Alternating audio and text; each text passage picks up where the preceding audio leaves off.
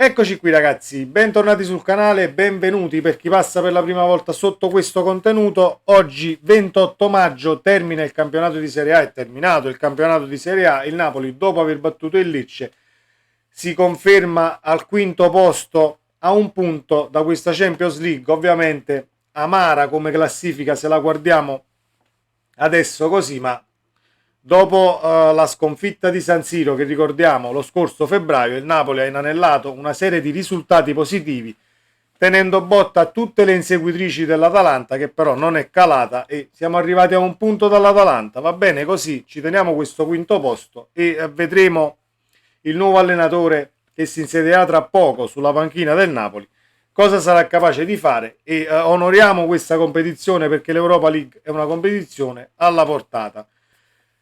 Siamo contenti di questo campionato? Non possiamo essere contenti di questo campionato giocato perché ci sono stati troppi alti e bassi, abbiamo avuto i primi 5 mesi da dimenticare, però abbiamo raggiunto questo quinto posto e possiamo ritenerci soddisfatti per il proseguo, diciamo, di quest'annata, ritiri e la prossima stagione che comincerà ad agosto.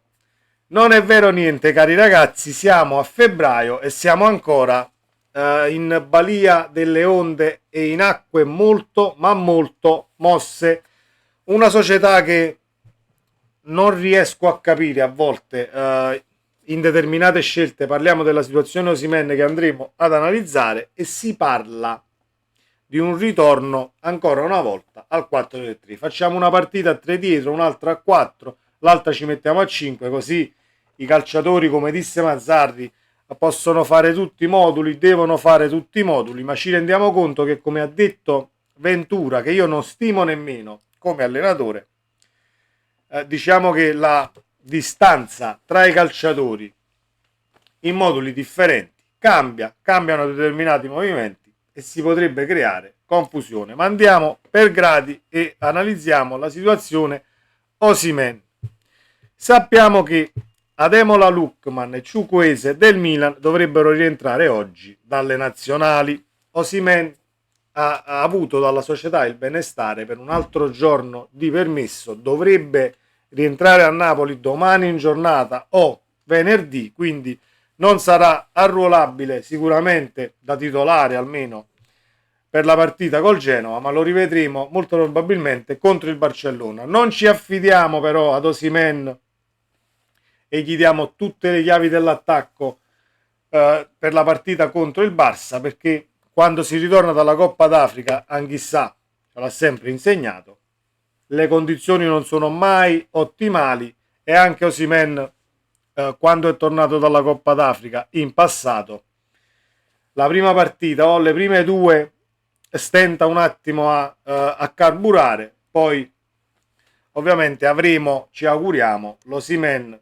che tutti aspettiamo e che dovrebbe dare il proprio contributo per questa rincorsa all'Europa, nemmeno quella che conta, ma almeno un quinto posto, perché finire in Europa League sarebbe anche cosa buona e giusta per quanto mi riguarda. Andiamo a leggere le notizie su Osimhen e ciò che sta succedendo in Nigeria.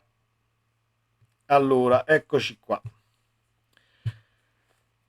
È previsto per mercoledì in giornata il rientro di Ademola Lookman, quindi oggi, dalla Coppa d'Africa, di cui è stato finalista con la Nigeria contro la Costa d'Avorio. L'attaccante dell'Atalanta ha segnato una doppietta agli ottavi col Camerun e il gol decisivo nei quarti con l'Angola. Sarà a disposizione dell'allenatore Giampiero Gasperini dagli allenamenti di giovedì.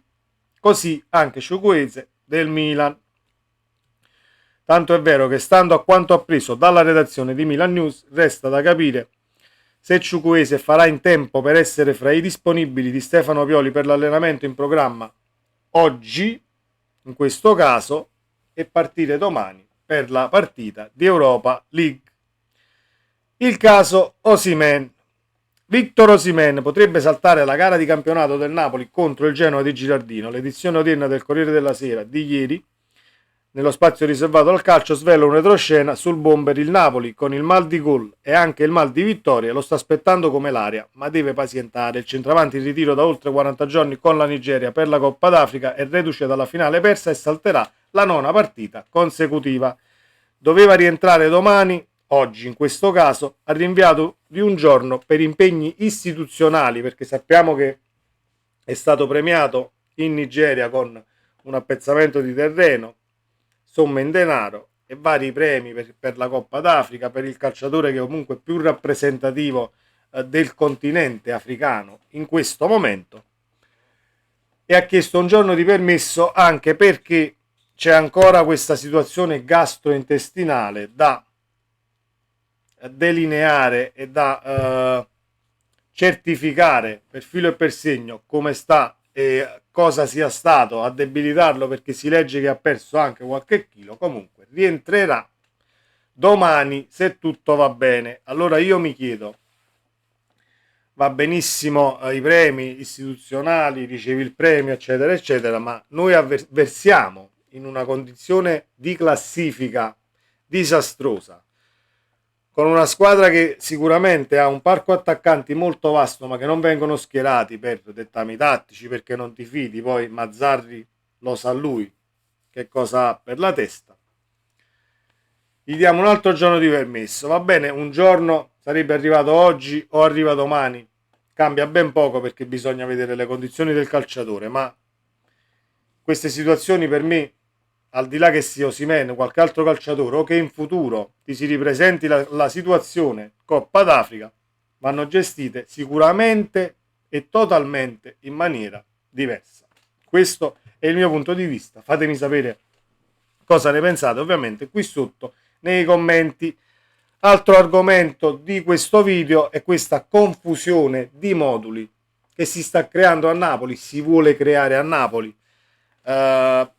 Bisognerebbe entrare nella testa di Mazzarri e anche del suo secondo Frustalupi, perché poi Mazzarri sì, ha l'ultima parola su formazione, su chi schierare, però comunque c'è un confronto con entourage e secondi eccetera eccetera. Comunque il Napoli, che si è visto contro il Milan pur facendo bene per alcuni tratti del match, è apparso un po' rinunciatario.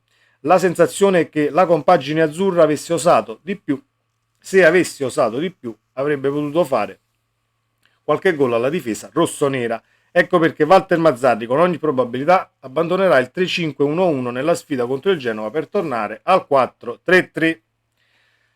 Tornare al 4-3-3, ci sono degli innesti, chi al posto di, ecco, mettiamolo così, rientra Nathan che dovrebbe sostituire Juan Jesus squalificato, quindi Di Lorenzo, Rachmani, Nathan, Mario Rui, in questo caso a sinistra Oliveira.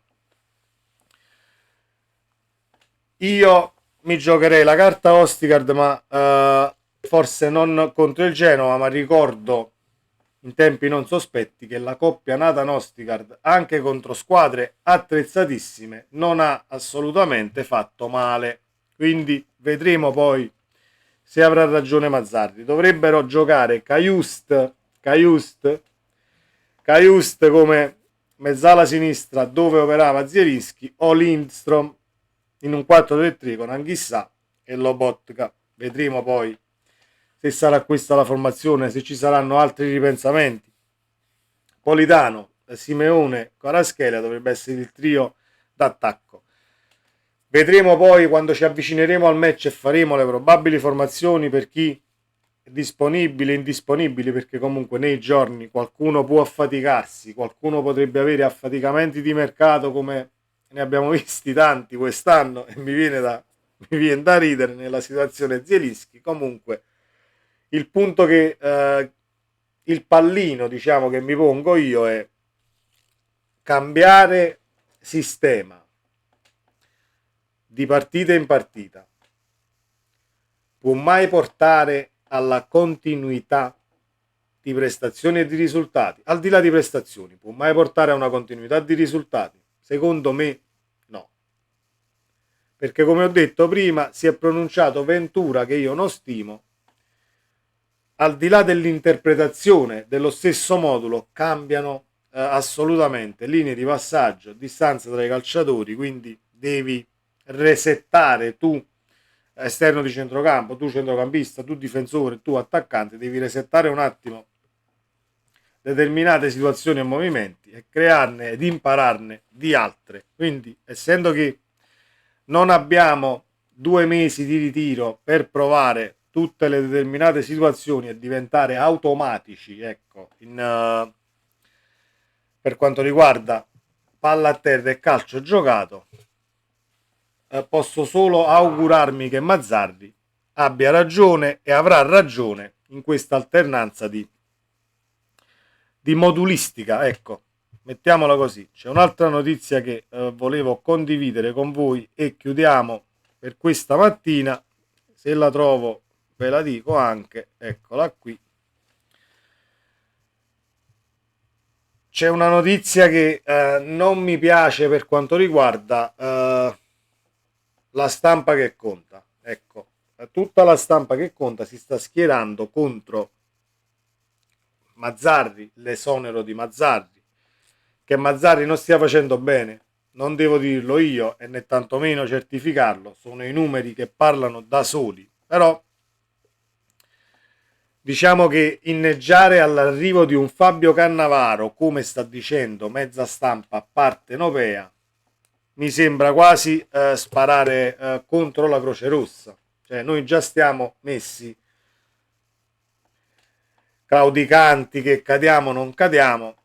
Io mi rifaccio al Cannavaro di Benevento, dove non ha fatto assolutamente bene. Poi può darsi che venga uno come Cannavaro e si comincia a vincere, arrivi quarto, fai un grandissimo fine campionato, ma è più un'incognita che una certezza dal mio punto di vista. Quindi io non chiedo niente alla stampa partenopea, chiedo solo di non mettere più zizzania e cercare di analizzare le situazioni che stiamo vivendo adesso senza pensare al prossimo allenatore, perché un secondo esonero e un terzo allenatore in corso d'opera non porterebbe i risultati che si sperano o questa lotta Champions che potrebbe aprirsi assolutamente, perché potrebbe venire anche il miglior allenatore del mondo in questo momento.